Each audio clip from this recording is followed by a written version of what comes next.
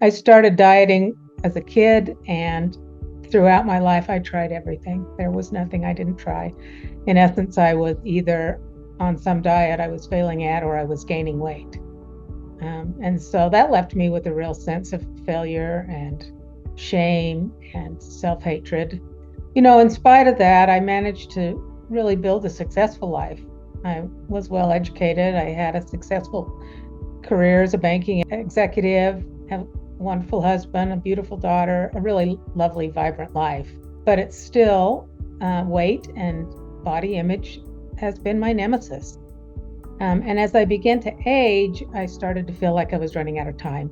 I started to have some health issues, and there was so much that I wanted that I was afraid I wouldn't be able to have.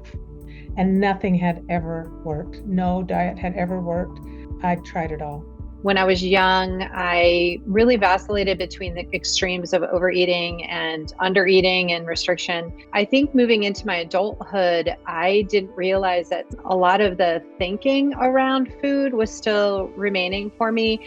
That, and certainly my relationship with my body image, that sort of thing.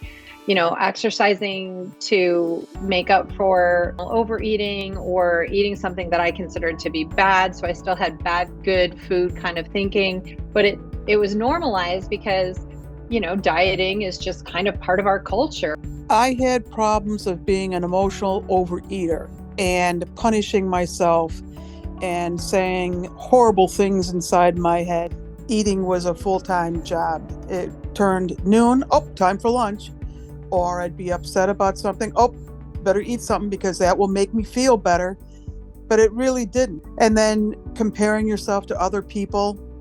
You're the worst dressed person when you go out to lunch with friends because you couldn't buy anything new because why bother? It's just another size up.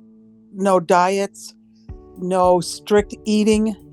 Nothing would work at all. I was obsessed with food. Food was constantly on my mind, overeating, and the associated impact on my emotional well-being. In terms of my mental health, it was constantly thinking there was something wrong with me, that I was a failure, that I was weak, that other people viewed me as less than worthy of their attention. The mental energy to continue to be positive and put that happy face out there for other people to see, because I didn't want people to realize that I was just not feeling good about myself. I wouldn't go to parties. I would not go on vacations. If you're doing that, talk to Michelle, because it's a waste of your life. It affected my children too, because unconsciously I was teaching them what food was good and what food was bad. And both of them have had their own issues around food. And, not to blame myself, we do the very best we can with what we have.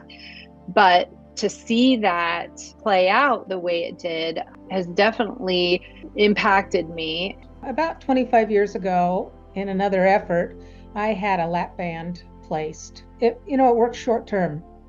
I was just so desperate. I just didn't know where to turn. So I had to find an answer. And that really was my turning point. One of those nights, it finally hit me that, do you feel good? And I wondered why I kept doing it. Why do you keep doing it if you feel so bad when you do it?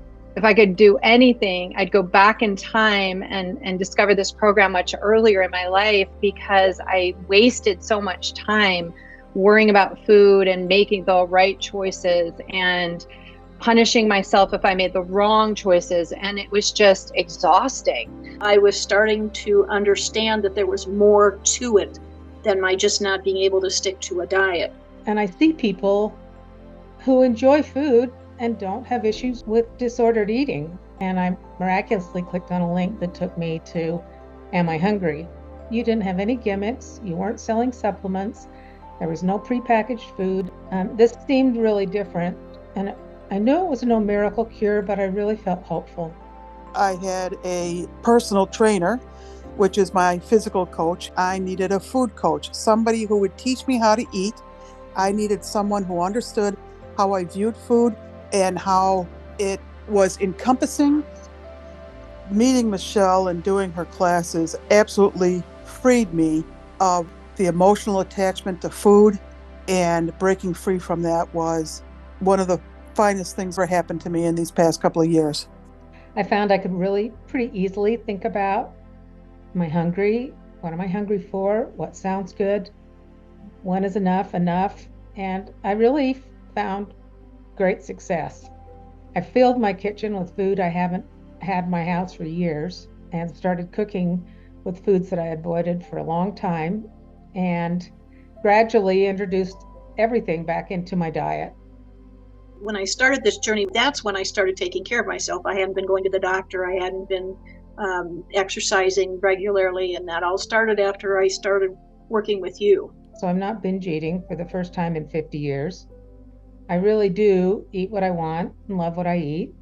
I try really hard to not see food as good or bad. And I think the most important part, I'm really starting to believe that who I am is just who I am, and I look just like me. And so I've been trying to be really gentle with myself. And I realized that none of those things were true a year ago. It's changed my thinking, and it continues to guide me on a journey of self-care and hope.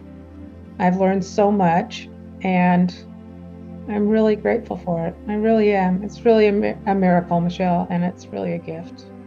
I feel a lot better. I will go places.